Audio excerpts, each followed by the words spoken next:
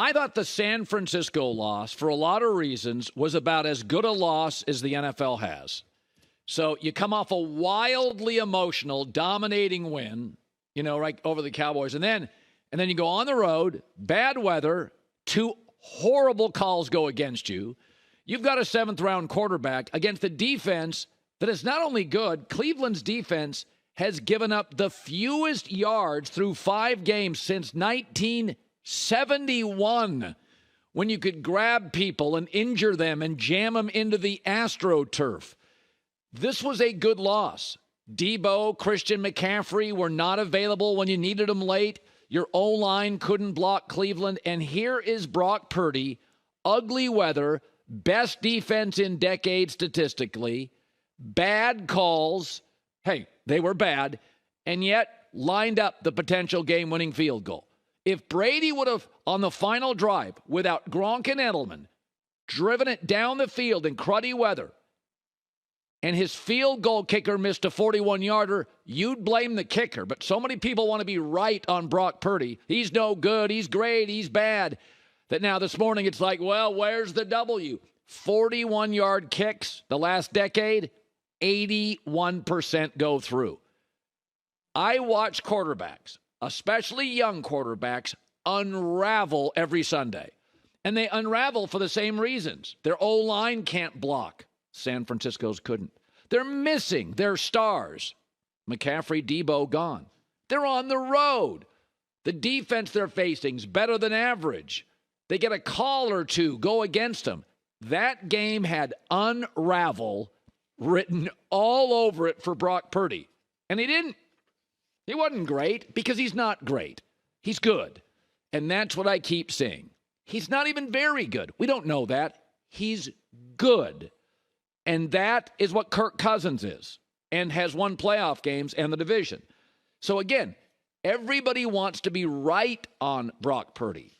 So the Brock Purdy critics, I told you, you tell me, outside of a Mahomes or an Allen or a Burrow or a Lamar, who's going on the road against the best statistical defense since 71, don't have 2 of your top 3 stars, off an emotional win, 2 calls, bad ones go against you, and your O-line cannot block Cleveland, and you had 3 drop passes, a couple from Brandon Ayuk, really disappointing. So, my wife says this all the time. It's not about being right or wrong. In life, you're right or you're learning. And I thought yesterday I learned a lot about Brock Purdy. There were a lot of reasons to unravel. Same reason I've been impressed with C.J. Stroud, but you're talking about calls won't go your way. You don't have McCaffrey and Deebo, your 2 chess pieces? This defense, Niners couldn't block them. Drop passes, bad calls. And instead, you got a 41-yarder to win it on the road in bad weather, which in the NFL, 81% of the time, last decade, goes through. So, nobody likes to lose. Nobody goes undefeated since the 72 Dolphins. But I thought overall, that's about as good a loss as you could have in the NFL. All right, the Philadelphia Eagles lost yesterday. Although, let's be honest, last 4 or 5 weeks, as J-Mac often says, they've been playing with their food. Niners have been rolling people. Best roster we've seen in a long time. All right. Philadelphia, this thing was going to happen, so it happened against the Jets. So it should be noted, the Jets are 3-0 when they force 3 takeaways or more. They're 0-3 when they don't. So what you saw yesterday is not terribly sustainable. Zach Wilson beat Philadelphia with a 73 passer rating. Reality, eventually in an offensive-driven league, you'll have to be better on 3rd down than 18 of 72. The Jets are easily the worst 3rd down team in the league. But passion, defense, takeaways, good coach can win games.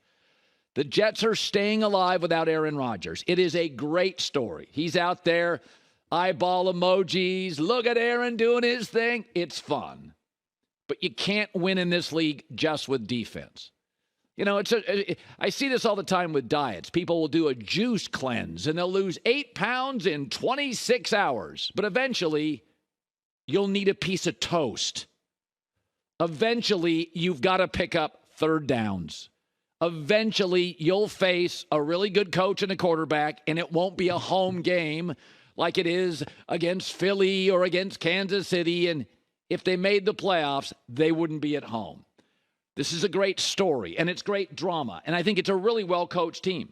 But defensive players, as you know, statistically get hurt more than offensive players. Jets yesterday missing all their corners. I like the story of the Jets, and I've had a juice cleanse once too. But eventually I went back to pizza, a beer, and carbs. Not all wins are sustainable. The Jets make life very, very difficult for quarterbacks. We've seen teams like this. And the fact that they're missing corners and still good is a testament to somebody who I have defended on this show over and over. I always say, when it comes to coaches, even if you're not winning, is your side of the ball tight? Is your side of the ball dynamic? Yes, it is with the Jets.